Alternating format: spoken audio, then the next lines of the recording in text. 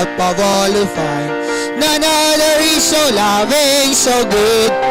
Come on, He lives, He lives. Amen, He walks with me and talks with me along life's narrow way. He lives, He lives, salvation to impart. You ask me how I know He lives. He lives. Isa pa. He lives within my heart. Amen. Pwede na po kayo mo po. Amen.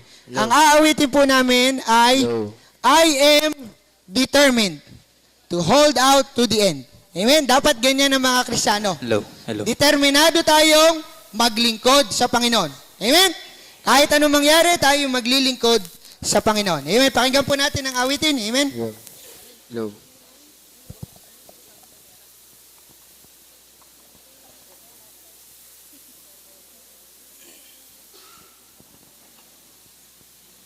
Hello. Hello. Hello.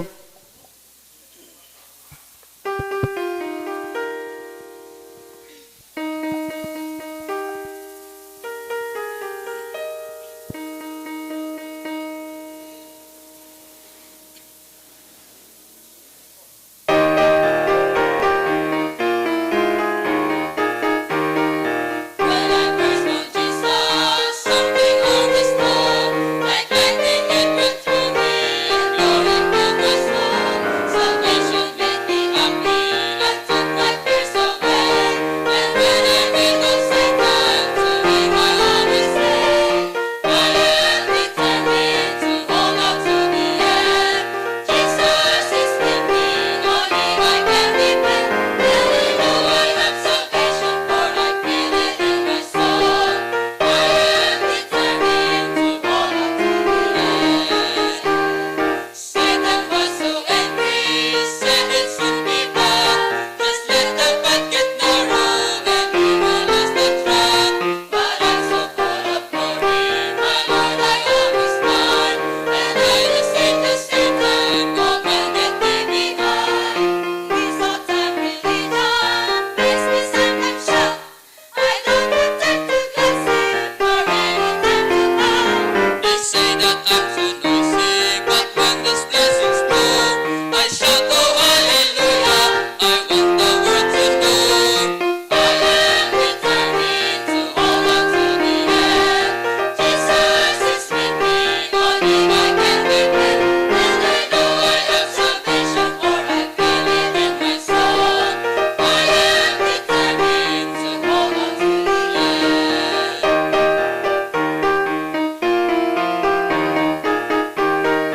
When I hear the trumpet sounding in this land, and see the mountains trembling, to heaven I will fly. For Jesus will be calling, there's still a time to mend. With joy I go up singing, I hold on to the end. I am determined to hold on to the end. Jesus is with me, on Him I can depend. And I know I have salvation, for I feel it in my soul. I am determined to hold on to the end. Yes, I know I have salvation, for I feel it in my soul. I am determined. I am determined. I am determined to hold on to the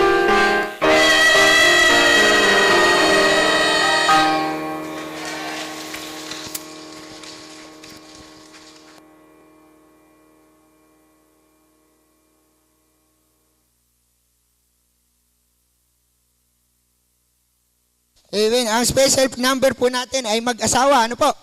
At sila po yung ating dalawang bagong transferee. Magba-birthday po. Sila po ay magba-birthday ngayong July. Ano po? Tawagin po natin si Mr. and Mrs. Jomar Arellano. Amen. Praise the Lord. Wala, ayaw tumayo. Tayo ka na. Amen. Praise the Lord.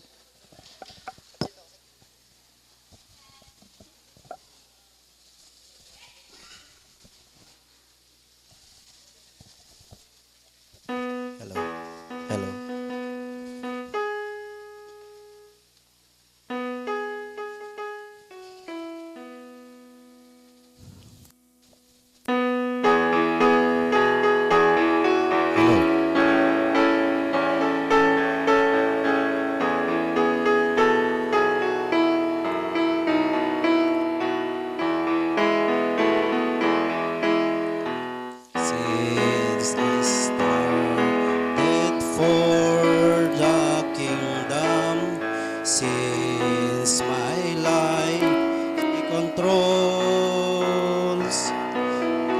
Since I gave my heart to Jesus, the longer I serve Him, the sweeter He grows. The longer I serve Him, the sweeter He grows. The more that I love Him, more love He bestows.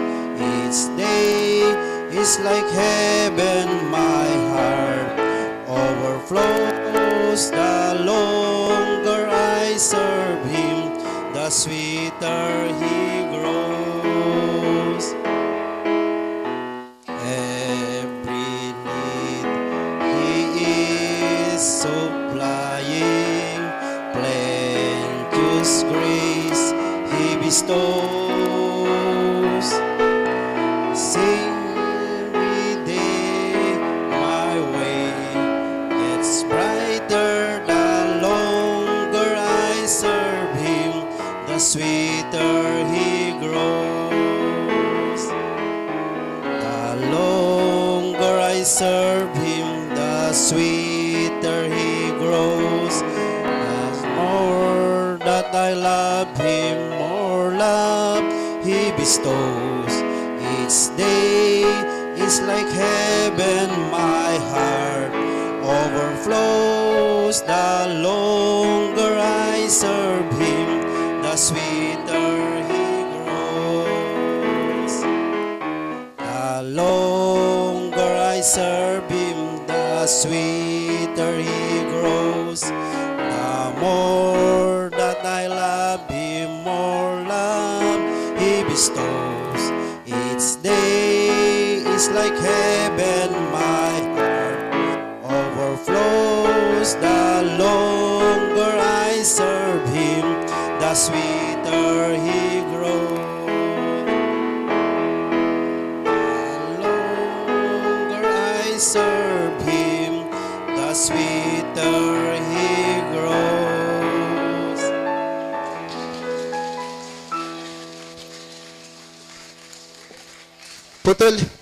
Putol agad eh. No?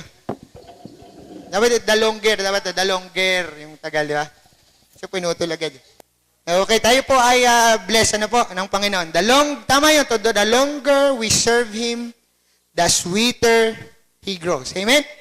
Ano? Bagamat may hirap yung paglilingkod pero sweeter pa rin. No? Kasama kasi natin ng Panginoon eh. May bonus po tayo. Yung preacher natin ay singing preacher. Amen? Kaya bago po magsasalita si Pastor Silaw, siya po ay aawit. At, singing preacher, dala-dala yung pianist. Ano? Kaya kaganda. Tawagin po natin at i-welcome po natin muli sa pulpito natin si Pastor Freddy Silaw. Amen. Praise the Lord.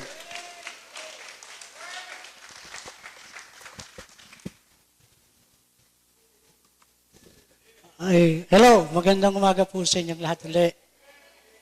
At tunay na ako natutuwa dahil muli po akong napunta rito para kayo ay makita. Amen? At makamusta. Amen? Sa pangalan ng Panginoon. Ano po? At ako'y nakatatayo. Isang karangalan po sa akin bilang tingkod ng Panginoon na muling makatayo sa inyong gawain, sa gawain ng Panginoon. Sana yung mensahe ng awit ay maging blessing po sa inyo.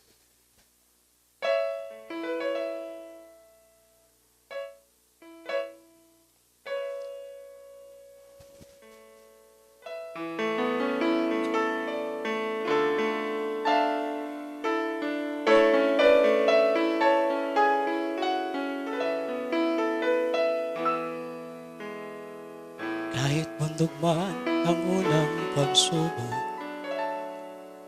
hinarap, hinakyat, nagwagi.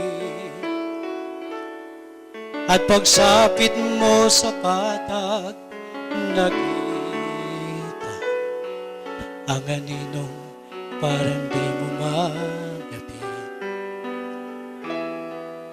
At akala mo sa sarili mo ay kaya.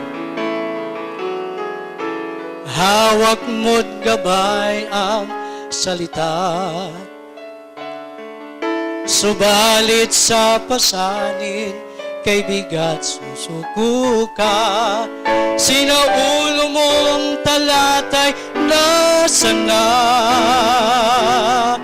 Ang sagot ay di sapat, nariyan si Jesus. Sa dalangin siya'y sagot at higit pa. Sa kanya puso'y ligtas at papayapa. Ang sagot ay di sapat, nariyan siya. Huwag nang magtanong pa, bakit nga ba? Landas ng ating Diyos, alamin. Papanatag ang damdamin, alam mong kanyang layunin. May luha mang tagumpay ay kakamtin. Ang sagot ay di sapat, nariyan si Jesus. Sa dalangin siya'y sagot at higit pa. Sa kanya puso'y ligtas at papayapa. Ang sagot ay di sapat, nariyan siya. Kung sagot ay di sapat, nariyan si Jesus. Sa dalangin siya'y sagot at higit pa. Sa kanya puso'y ligtas at papayapa. Ang sagot ay di sapat, nariyan siya. Ang sagot ay di sapat, nariyan siya.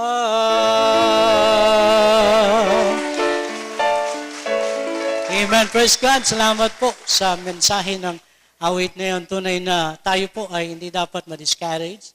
Amen. Kung yung ating pinapanalangin ay hindi pa tinutugon ng Diyos. At ang sa atin is, alam natin na kasama po natin ang Panginoon at hindi tayo iniiwan. Just keep on trusting. Amen. Huwag tayong mawalan ng tiwala sa Diyos. Nandyan po siya at nakikinig sa atin. Hindi po sayang yung ating panalangin ibinibigay sa Kanya. Amen. Okay, once again tayo po tumayong lahat at basahin po natin minsan pa yung salita ng Diyos. Ano po? In Psalms 115, verse 1 up to number 3. Psalms 115, verse 1 up to 3. Sabi po ng Bible, nakita niyo na po ba? Say amen. Huwag sa amin, O Panginoon, huwag sa amin. Kundi sa iyong pangalan ay magbigay kang karangalan dahil sa iyong kagandaang loob at dahil sa iyong katotohanan. Bakit sasabihin ng mga bansa, saan naroon ngayon ang kanilang Diyos? Ngunit ang aming Diyos ay nasa langit. Kaniyang ginagawa ang kanyang ibigin. Tayo po'y manalangin. Ama naming Diyos, salamat po sa iyong salita na muli po naming pag-uusapan o pag-aaralan. Naway patuloy kang mangusap at gumawa sa buhay po namin. Nawa, hamunin mo kami minsan pa, palalahanan mo po kami. Sa aming matututunan ngayon, naway kami ang unang makinabang. Salamat po sa magandang panahon na binigay mo sa amin at patuloy kang kumilos at mangusap po sa bawat puso po ng narito. Salamat, Ama. Pinabalik po namin ang lahat ng papuri at salamat. Ito po namin nalangin sa tanging pangalan ng Panginoong Jesus. Amen at amen. Praise God. Salamat po once again. Ang ating tema po ay napakaganda. Ang ating tema ay nandyan. The duty and promises of great God for His Son. Ang tungkulin at pangako ng dakilang Diyos para sa kaniyang anak. Amen? Lahat ba tayo nakakasigurado na tayo anak ng Diyos? Taas nga po ng lahat ng nakasisigurado na kayo anak ng Diyos. Amen? Amen. Napakapalad natin dahil tayo ay tinawag na anak ng Diyos. Amen? Yun po ang katotohanan dahil ang Kristiyano, ang pinakamasayang tao sa balat ng lupa.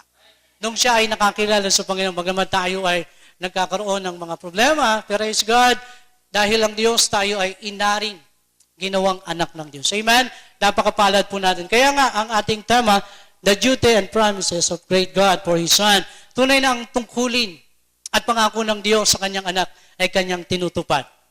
Amen? Ganon po kabuti ang Diyos sa atin bilang mga sumampalataya sa Kanya. Ang tanong, gaano katapat at kabuti ang Diyos sa atin? Yun po yung pag-uusapan po natin. Gaano kabuti at kadakila ang Diyos sa Kanyang anak na sumusunod sa Kanyang utos. Sabihin, yun po ang pinakamagandang pinangahawakan natin bilang mga Kristiyano na nampalataya sa Panginoon. Kung titignan po natin, paano dinescribe ni David yung Diyos na kanyang nakilala. Paano niya nakilala ang Panginoon bilang Panginoon tagapagligtas? Anong kanyang description sa Diyos na kanyang kinilala bilang Panginoon tagapagligtas? Para sa kanya, ang Diyos niya ay buhay. Alive. Amen? Yun po yun. Para sa kanya, ang Diyos na kanyang tinanggap ay makapangyarihan. Powerful. Para sa Diyos na nakilala ni David, ang kanyang nakilalang Diyos ay creator, manlilikha.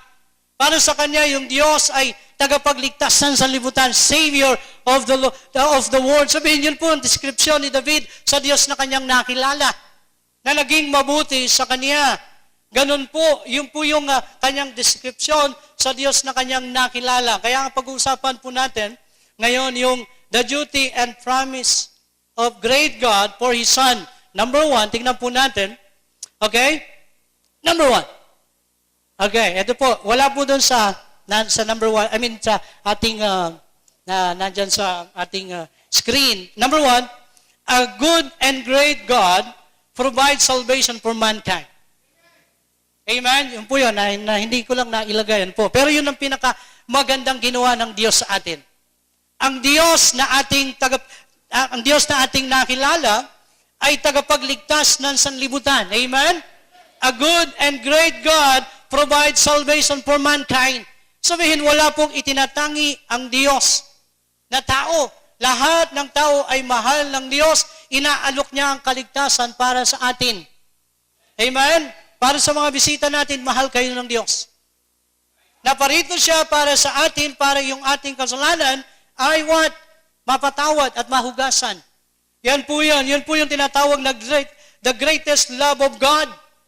Amen? According in John chapter 3 verse 16, the greatest love of God is what? Sabi po ng Bible, yung number 1 sa John 3:16, sabi po doon, for God so loved what?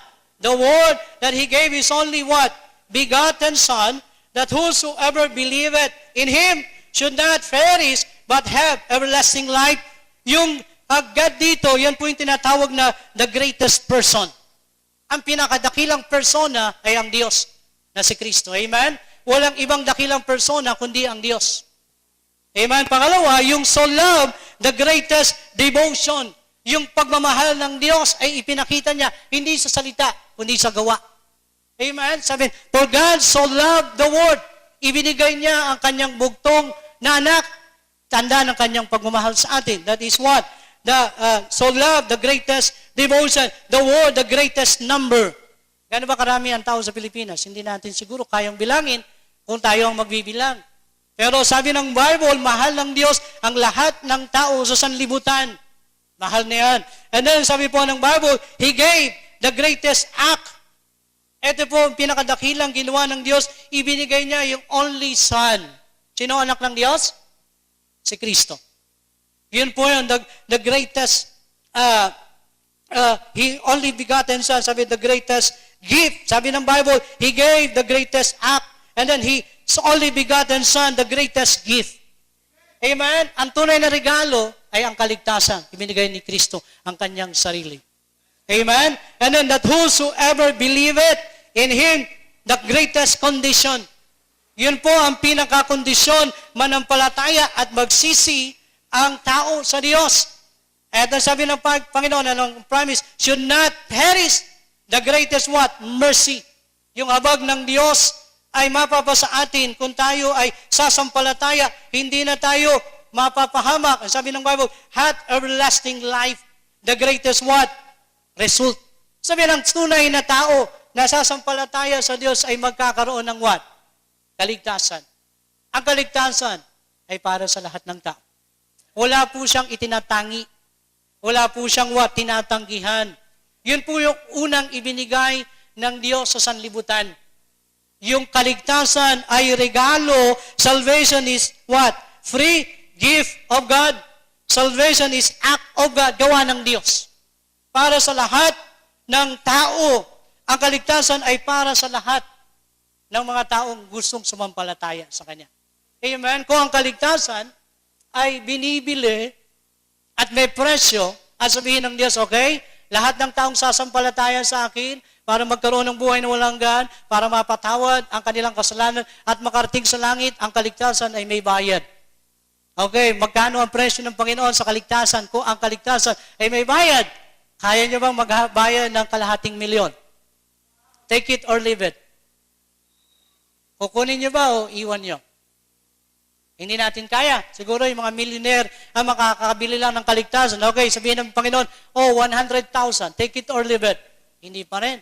Okay, para na lang sa inyo. Sige, 50,000 na lang. Hindi pa rin. Mahal pa rin, no? Okay, 25,000 na lang. Hindi pa rin. Okay, huling tawad.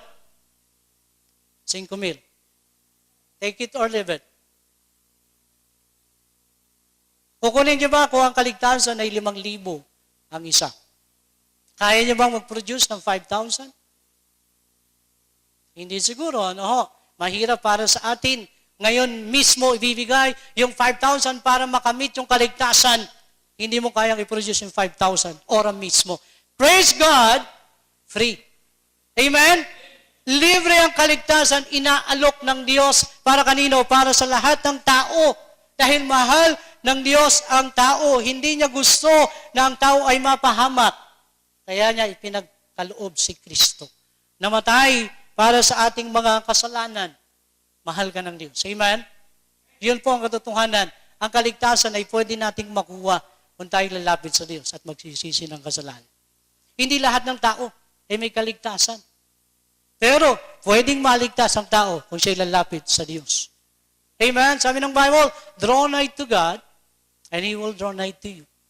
Lumapit ka sa Diyos at siya'y lalapit sa iyo. Lapitan natin, hanapin natin ang Diyos. Tawagan natin siya, kilalanin natin siya. Ang pag-asa ng tao para mapatawad ang kanyang kasalanan ay si Kristo. Para ang tao ay makarating sa langit, kailangan niya si Kristo. Hindi mo kailangan ng pakpak para makarating sa langit. Amen? Hindi mo kailangan ng eroplano para makarating sa langit. Ang kailangan mo para maligtas ka at para mapatawad ang iyong kasalanan, kilalanin mo si Kristo. Sabi ng 1:14, sa siya ang daan, ang katotohanan at ang buhay, walang sino mang makakarating kung hindi dadaan kay Kristo. Amen? Napakapalad natin. So, sa totoo lang, hindi obligado ang Diyos para iligtas tayo. Pero inubliga niya yung kanyang sarili para lang tayo maligtas. Amen? Ano yun? Pagmamahal ng Diyos. Amen? For God so loved the world. Mahal tayo ng Diyos. Hello? Yun po yung pagmamahal ng Diyos sa atin na hindi nagbabago. Amen? Siya yung kahapon, ngayon, at magpakailanman. Ayun po yung klaseng pagmamahal na ibinigay ng Diyos sa atin. Kung ang Diyos ay nagliligtas sa luma at bagong tipan, until now, ang Diyos ay nagliligtas pa rin. Amen? Nagbabago ng buhay. Tandaan po natin. Yun po yung tanda ng pag-ibig ng Diyos. Number 2. Okay, a good and great God love and care for His Son. Ang mabuti at dakilang Diyos ay nagmamahal at nagmamalasakit. Kanino? Sa atin. Kung tayo ay anak ng Diyos, praise God, nagmamalasakit ang Diyos sa iyo. Nagmamahal ang Diyos sa iyo. Walang minahal ang Diyos na kanyang pinabayaan.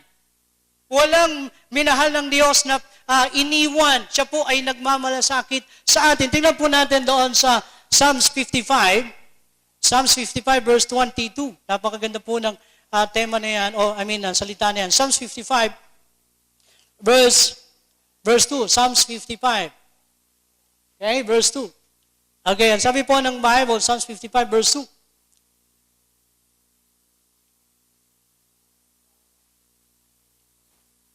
Okay.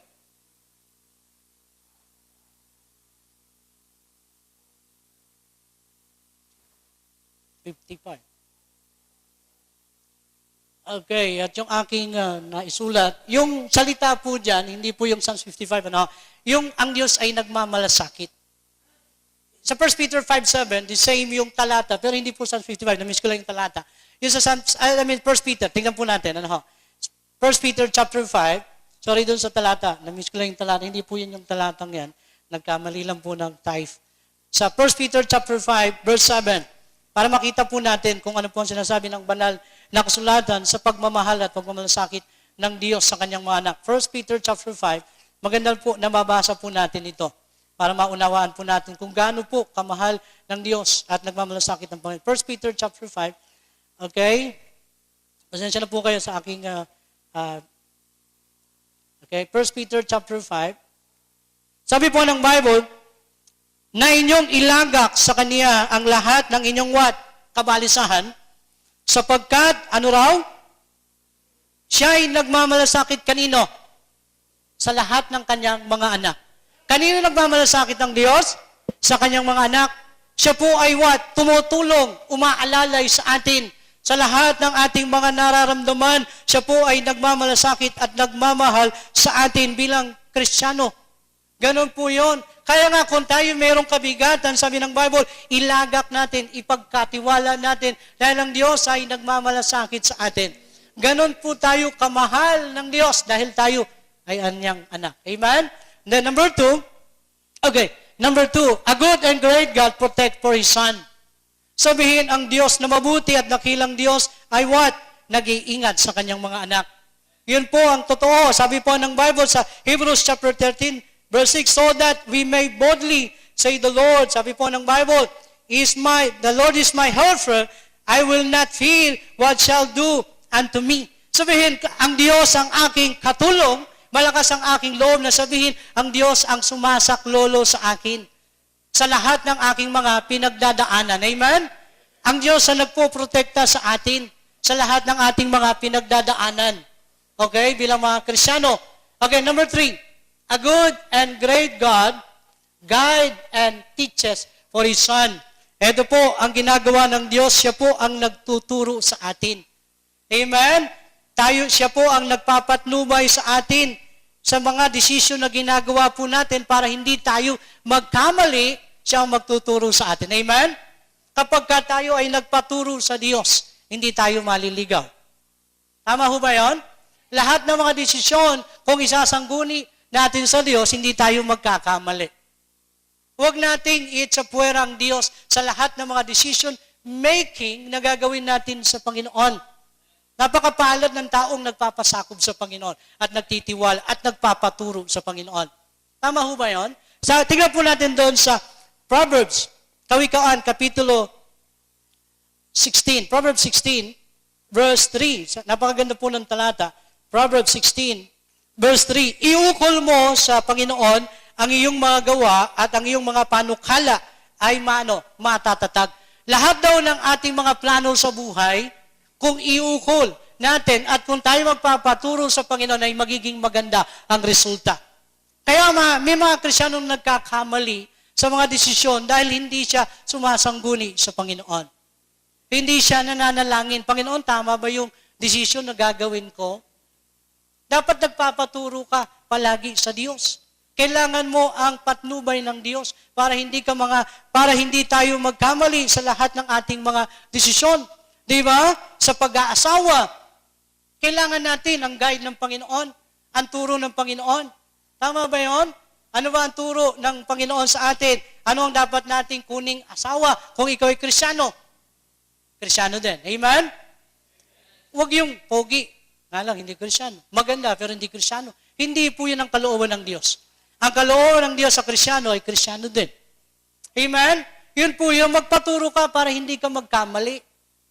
Nakakalungkot, mayroong mga Kristiyanong talagang yung desisyon nila, ang kanilang sinusunod. Pagka-against sa kanila yung turo ng Biblia, kukontrahin nila, susuwayin nila. Kaya marami nagkakamali dahil hindi sumusunod sa tama kalooban ng Diyos. Amen? Dapat, sabi nga ni David, Panginoon, turuan mo ako palagi para hindi ako magkamali. Tama? Sa negosyo, sa pag-aasawa, sa pagbo-boyfriend, dapat magpaturo tayo sa Panginoon sa pagdadala ng kaluluwa. kailangan natin ng what? Talino galing sa Panginoon. Tama ho ba yun? Yun po yun. Kailangan po natin ng guide sa Panginoon at pagtuturo na nanggagaling sa Panginoon para hindi tayo magkamali. Tama ba yun? Maraming Kristiyano sa lumang tipan na nagkamali dahil yung kanyang desisyon, ng kanyang what? Sinunod. Ang sabi ng Panginoon, ang sabi ng anak, ng tatay ni Samson, Samson, humanap ka ng Kristiyano. Humanap ka ng babaeng kapwa mo mananampalataya. Ang ginawa ni Samson, dahil siguro wala siyang makitang maganda, naganap ng what? Si Delilah, anong klaseng babae si Delilah? Prostitute.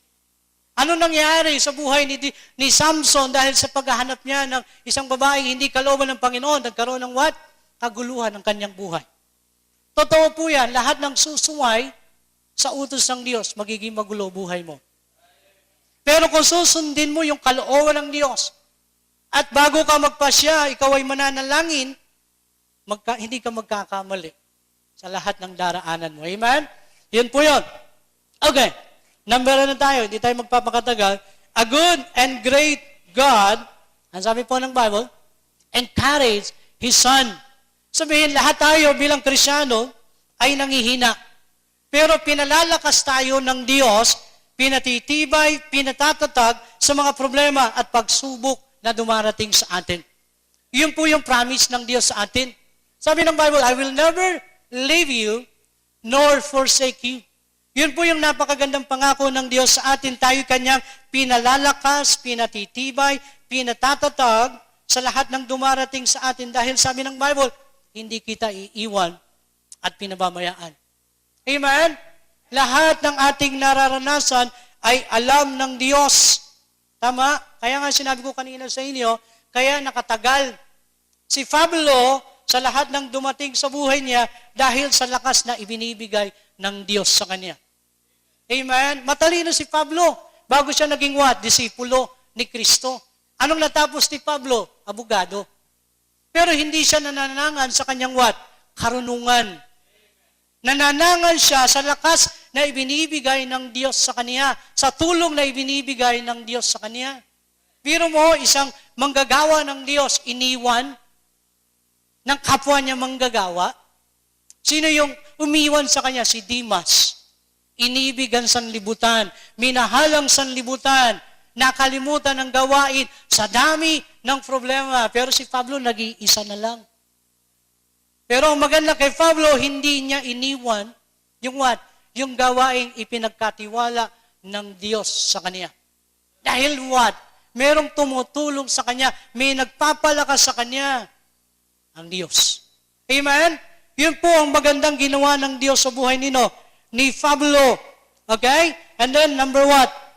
Number 5, a good and great God helped His Son in the time of what?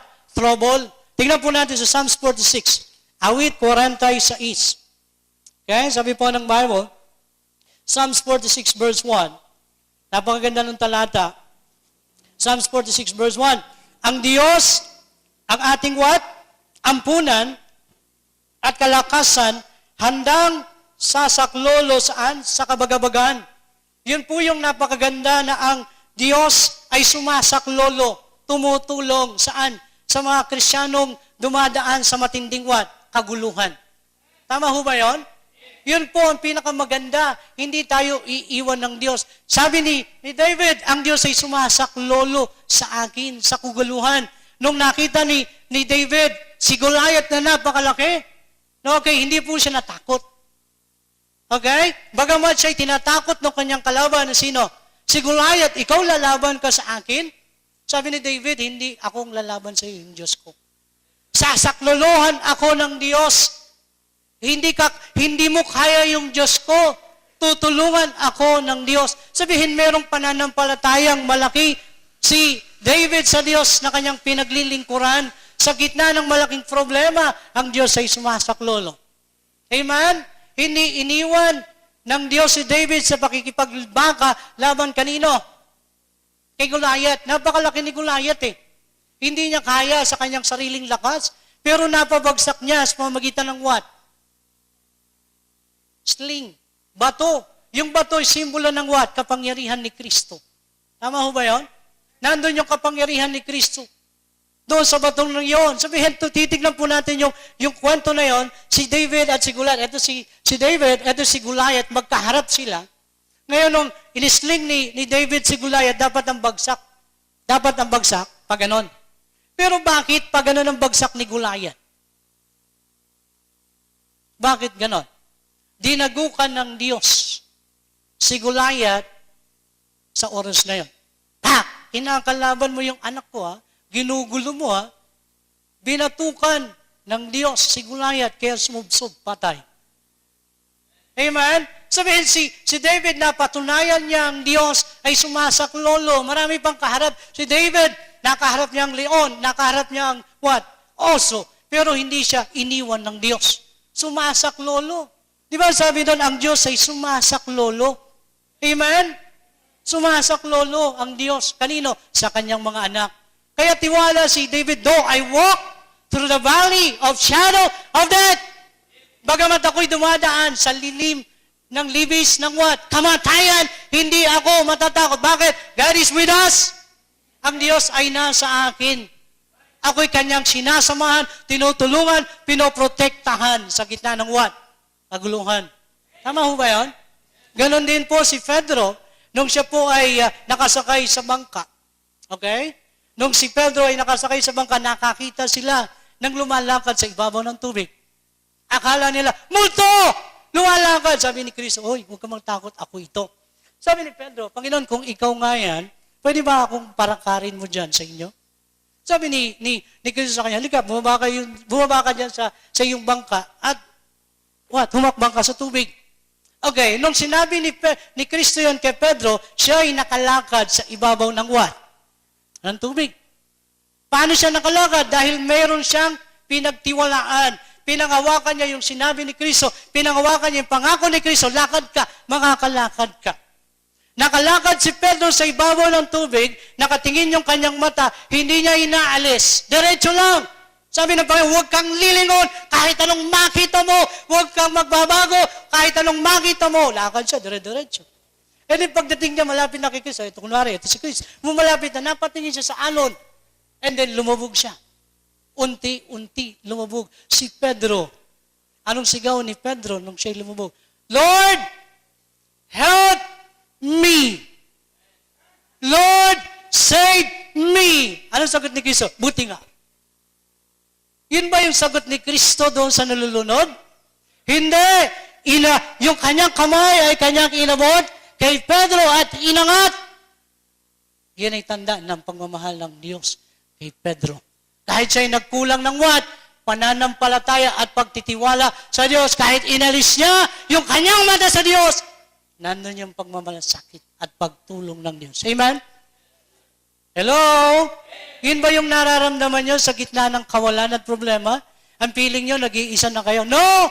Sabi ng Bible, I will not leave you nor forsake you. Hello? Ganon tayo kamahal ng Diyos sa gitna ng lack of faith. Doubt sa puso natin, ang Diyos ay hindi maalis. Narito siya. Inaantay lang niya tayo na tumawag tayo at humingi ng tulog. Huwag mong suluhin yung problema. Ibabaon ka niyan. Mababaliw ka. Pag sinolo mo yung problema, baka magpakamatay ka. Merong Diyos na nagmamahal at nagmamalasakit at sasaklolo sa'yo. Amen? Hindi liko ang Diyos para kalimutan yung mga Kristiyanong tumatawag sa Kanya. Yung humihingi ng saklolo. Buhay ang Diyos natin. Amen? Nakikinig. Sumasagot sa panalangin ng kanyang mga anak. Hello? Ganon tayo kamahal ng Diyos in the time of trouble. Ang Diyos ay sasaklolo. And then, number 6. Okay? A good and great God disciplined His Son.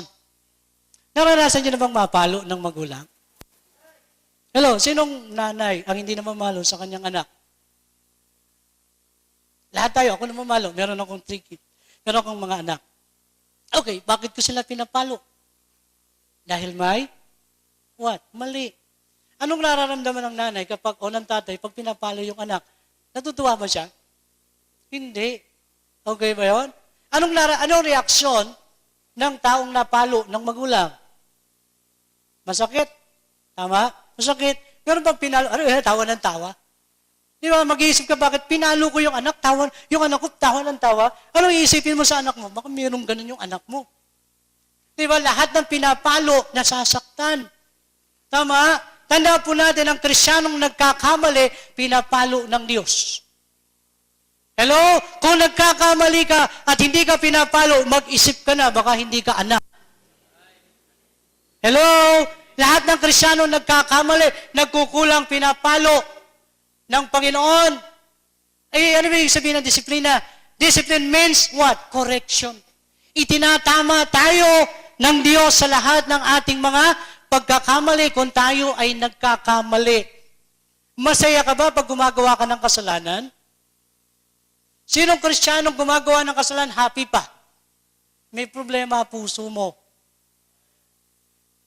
Okay? Isipin mo, bakit hindi ako pinapalo ng Diyos? Dinidisiplina ng Diyos yung lahat na nagkakamaling Kristiyano.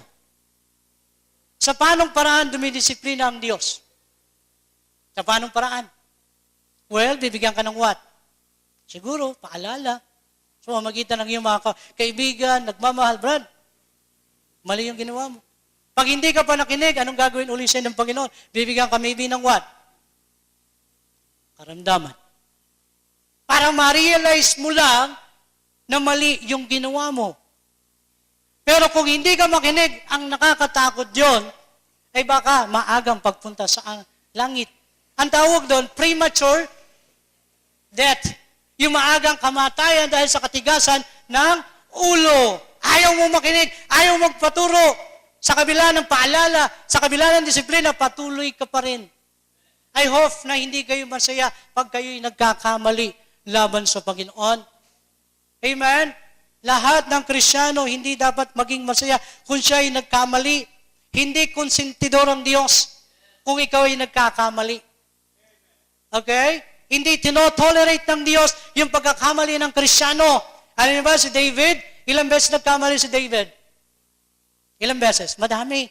Hindi na natin babanggitin yung kasalanan ni David. Pero nung siya ay kinumpronta ni Nathan, Prophet Nathan, sabi ni Prophet Nathan, mahal na hari, nagkamali ka, nagkasala ka. Alam mo sagot ni David? Hindi siya nagalit kay Nathan kasi alam niya mali siya. Sabi niya, I have sinned against God. Ako'y nagkamali laban sa Diyos. Ako'y gumawa ng kamangmangan sa harapan ng Diyos. Alam niya kapag gumawa ng mali, kamangmangan ang paggawa ng kasalanan. I have sinned against God. Ano ginawa ni David nung na-realize siya na siya'y mali? Sabi niya, restore unto me the joy of thy salvation. Anong unang nawawala sa iyo pag nagkasala ka? Relasyon o katuwaan? Hello? Katuwaan ang nawala sa puso ni David nung siya'y nagkamali laban sa Diyos. Kaya ang prayer niya, restore unto me the joy of thy salvation. Kaya yun ang panalangin niya. Yun ang desire niya na ibalik ng Diyos yung tuwa. Bunga ng kanyang kasalanan, ginawa laban sa Diyos. Inani ba ni David? Yes. 6 na beses niyang inani yung kanyang kasalanan ginawa sa Panginoon. Hindi tinolerate ng Diyos yun.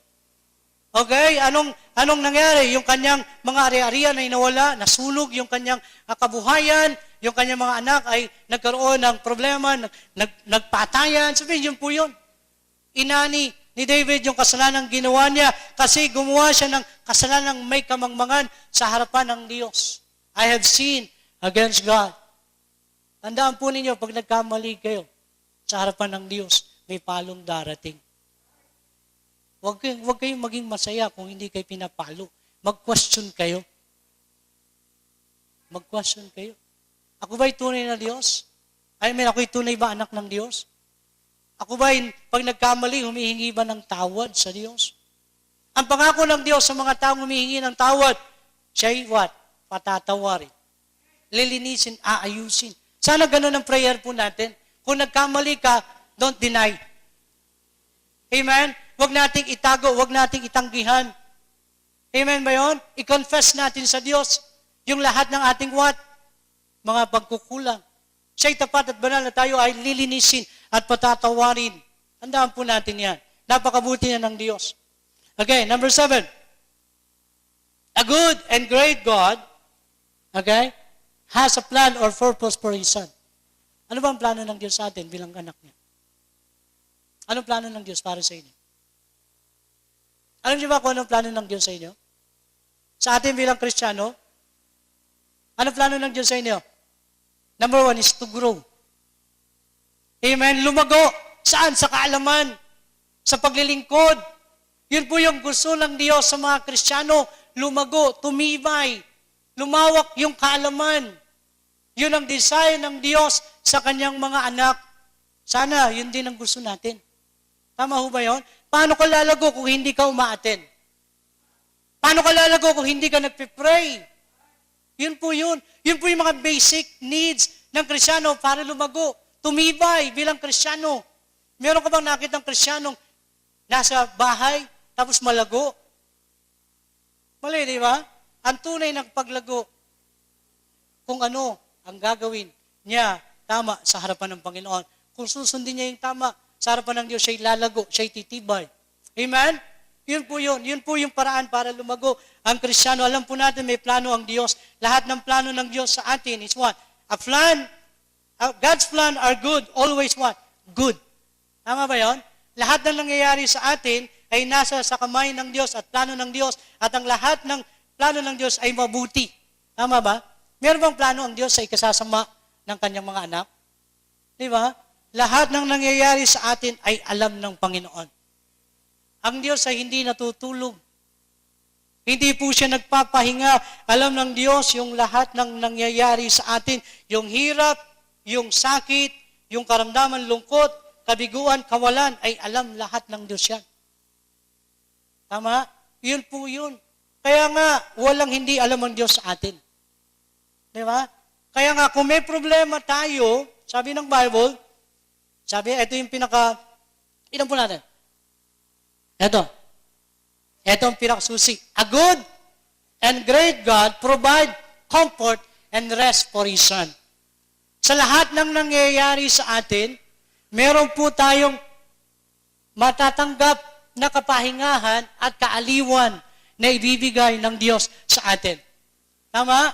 Yun po yun, kapahingahan. Ang Diyos ay nagbibigay ng kapahingahan sa mga natatakot, sa mga nalulungkot, nanggagaling ang kapahingahan at kaaliwan sa Panginoon.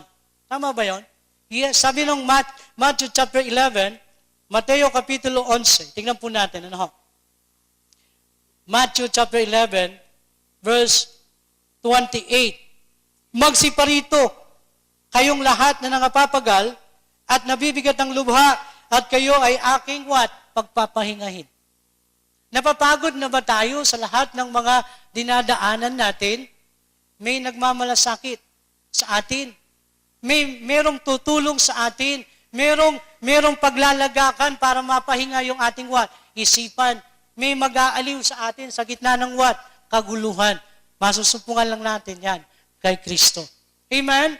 Yun po ang katotohanan. Pagod na ba tayo? Ibigay natin, higin natin ang kaaliwan at kapahingahan. Hindi susi yung paglayo.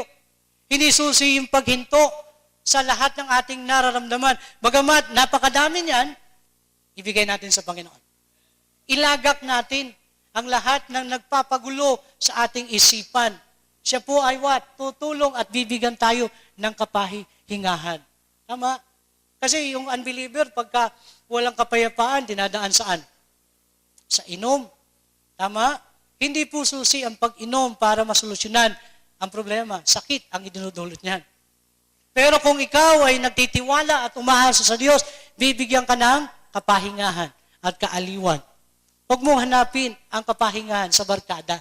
Sa Diyos mo hanapin. Sabi ng awit, only Jesus can satisfy your soul. Diba? Pagod ka na ba? May nagmamalasakit. Bibigyan ka ng kaaliwan at kapahingahan ng Panginoon kung tayo ay lalapit sa Kanya. Okay. Number 9.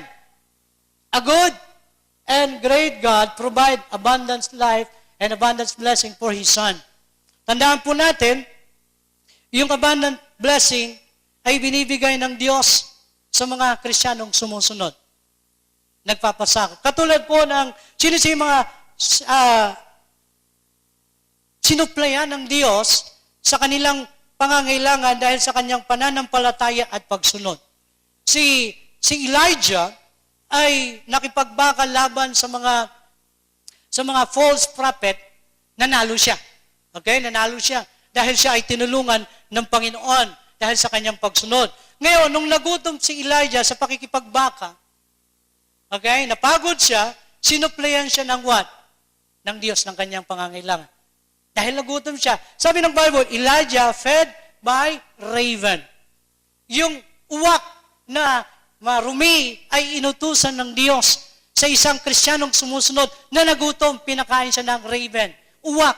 Ikaw, pag maselan ka, yung raven ay kumakain ng mga patay na hayop. Pero inutusan ng Diyos yung raven para supplyan yung what? Yung anak na nagugutom. Amen? Ganon po ang Diyos sa mga Kristiyanong umuuna sa Kanya. Hindi niya pababayaan. Isusupply niya yung pangangailangan po ninyo. Pinakain ng Diyos si Elijah sa pamamagitan ng raven. Pinakain ng widow si Elijah. Yung widow, wala siyang pagkain, kundi yun na lang yung pagkain niya. Siya po ay nagtiwala sa sinabi ni Elijah. Sabi niya, bigyan mo ako ng pagkain. Sabi ng widow, ito na lang yung pagkain namin eh. Kukunin mo pa, pagkatapos namin kayo nito, patay na kami. Sabi ni Elijah, hindi, bigyan mo muna ako. At pagka ako inuna mo, isusupply ng Diyos yung needs mo. And then sinunod ng widow yung sinabi ni Elijah, pinangawakan niya yung sinabi ni Elijah, Elijah, ito na yung pagkain mo. And then sabi ni Elijah, isusupply ng Diyos yung needs mo kasi inuna mo yung manggagawa ng Diyos. Amen?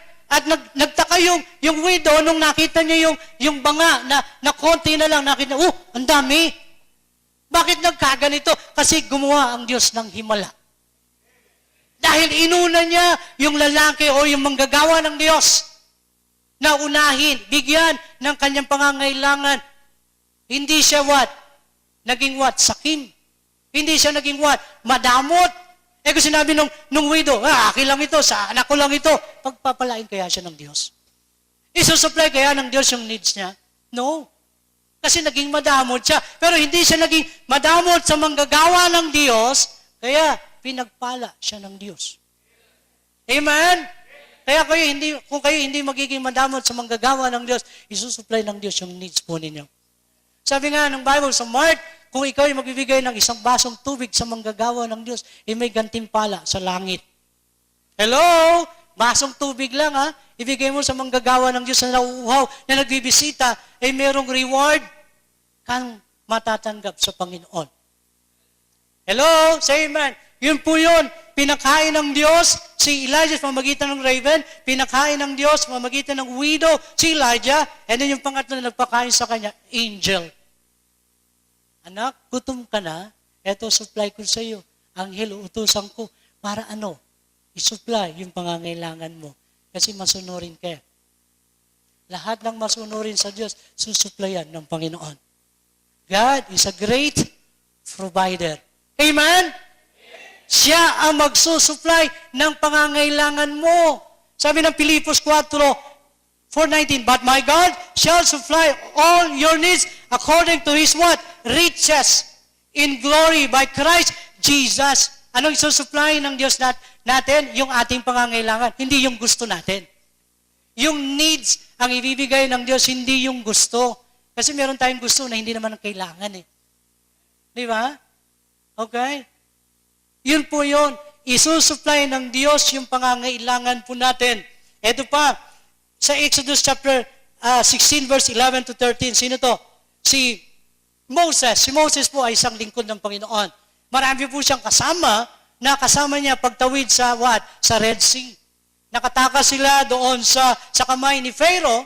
Nung sila ay nandun na doon papunta na sila sa Promised Land, okay, itong mga tao ito ay mariklamo. Sabi ng mga tao, Moses, mamamatay kami sa gutom. Mamamatay kami sa uhaw. Pwede ba ikaw ay humingi ng tulong sa Diyos mo para isupply yung needs namin? Yun po yung reklamo ng mga tao kay Moses. And then, walang nagawa si Moses kundi manalangin sa Panginoon. Sinupply ng Diyos ang pangangailangan ng mga taong kasama ni Moses kahit sila'y reklamador, kahit sila'y maangal, kahit sila'y matitigas ang ulo, sinupply ng Diyos ang needs ng mga taong iyon. Alang-alang kay Moses. Amen? Kahit matitigas pala ang ulo ng mga tao, mahal ng Diyos. Tayo. Amen? Kahit hindi tayo tapat, sinusupply yung needs natin. Di ba kayo nahihiya sa Diyos? Kahit tayo hindi tapat, ang Diyos ay tapat sa atin. Hindi tayo iniwan at pinababayaan. Yun po yung naramdaman ni Moses ng mga taong hindi tapat sa Diyos. Pero praise God, natagalan ko sila kahit ganun katigas ang ulo nila. Pero mo, makasama mo yung mga taong reklamador, maangal. Si Moses ay loving. Mapagmahal, kahit ganun katigas ang ulo, hindi niya, iniwan, alang-alang sa Diyos. Amen? Di ba? Yun po yun.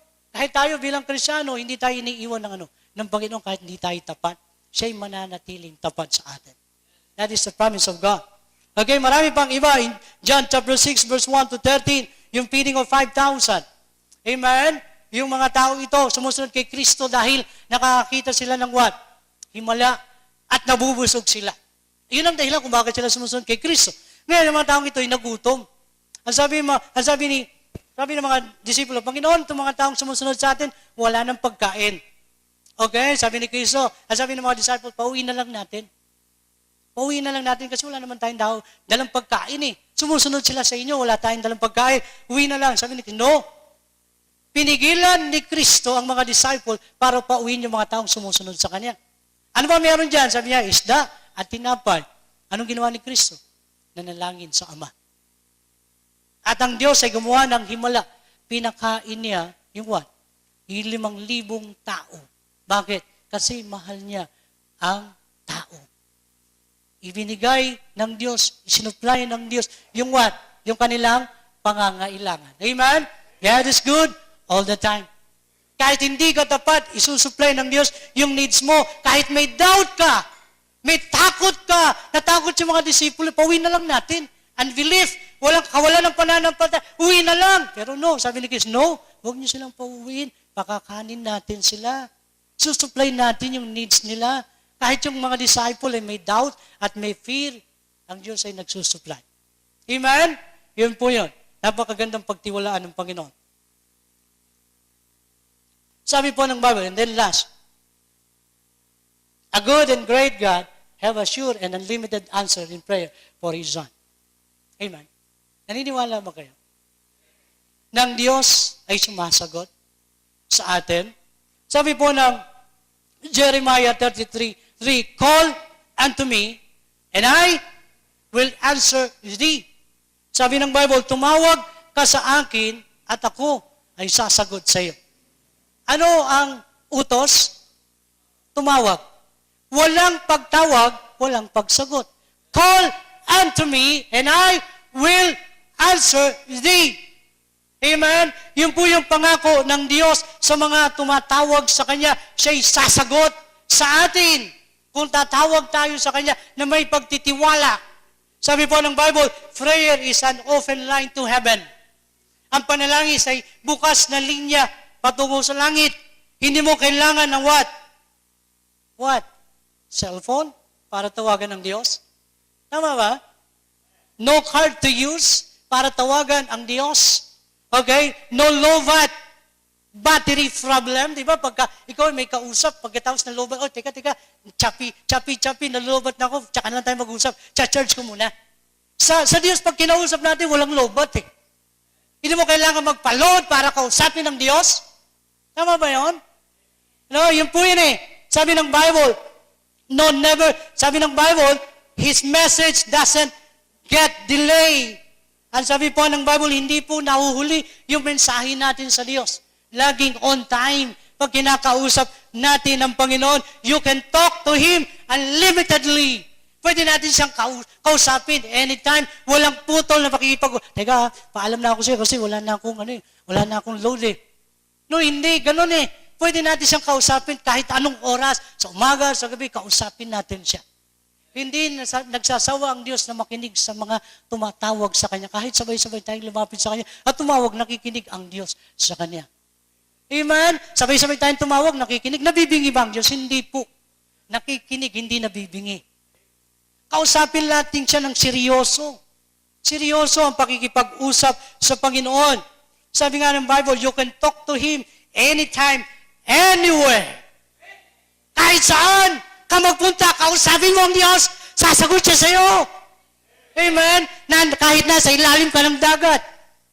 Di ba? Kahit nando ka sa ilalim ng yugib, kausapin mo ang Diyos, nakikinig siya sa iyo. God is omnipresent. Nasa lahat ng dako ang Diyos. Kausapin mo siya. Tawagan mo siya. You can talk to Him anytime, anywhere, no monthly bill. Di ba? Kailangan ba natin magbayad ng bill sa cellphone, kung meron man, o sa telepono, para lang tuloy-tuloy yung serbisyo nila. Pero tayo, tinatawagan natin, walang sinisingil ang Diyos sa atin. O, magbayad ka na, ha? Tawag ka ng tawag sa akin. Pero sabi ng Bible, call unto me, and I will answer thee. Amen? Yun po ang pinakamagandang pangako ng Diyos sa atin bilang Kristiyano. Tanong, meron pa ba tayong dapat ikatakot, ipangamba, kung ginagawa ng Diyos ang kanyang tungkulin at pangako sa atin? Meron pa ba tayong dapat ikatakot, ipangamba, kung ginagawa ng Diyos ang kanyang tungkulin at pangako sa atin? Meron ba tayo dapat ikatakot kung ginagawa ng Diyos ang kanyang tungkulin sa'yo bilang kanyang mga anak? Ang tanong lang sa ating pagwawakas, tayo kaya bilang Kristiyano, ginagawa ba natin ang ating tungkulin at pangako? Kung ginagawa ng Diyos yung kanyang pangako at tungkulin, tayo kaya ginagawa ba natin yung ating tungkulin at pangako sa Diyos? Hello? Ang Diyos, tinutupad niya yung kanyang pangako, tinutupad niya yung kanyang tungkulin. Tayo kaya, tinutupad kaya natin yung ating pangako at tungkulin sa Kanya? Anong pangako mo na hindi mo ginagawa sa Diyos? Bawi tayo. Yung tungkulin mo na iniwan mo, balikan mo. Gawin mo uli. Kasi ginagawa ng Diyos yung kanyang tungkulin sa iyo. Yung kanyang pangako, tinutupad niya sa iyo. Ngayon, tanungin natin yung ating sarili, yung tungkulin ko ba sa church at yung pangako ko, ginagawa ko? Seryoso ba ako sa akin tungkulin at pangako na binitawan sa Diyos? Tanungin natin yung ating sarili. Yun ang iiwan kong tanong sa inyo. Tayo mo na lang. Ama naming Diyos, salamat po sa iyong salita. Salamat po sa napakagandang mensahe na aming narinig. A good and great God, may plano sa aming buhay. A good and great God provides salvation for mankind. A good and great God protect for His Son. A good and great God guide and teaches for His Son. A good and great God encourage for His Son. A good and great God discipline His Son. A good and great God has a plan and purpose for His Son. A good and great God provide abundant life and abundant blessing. A good and great God have a sure unlimited answer and pray for His Son. Ngayon,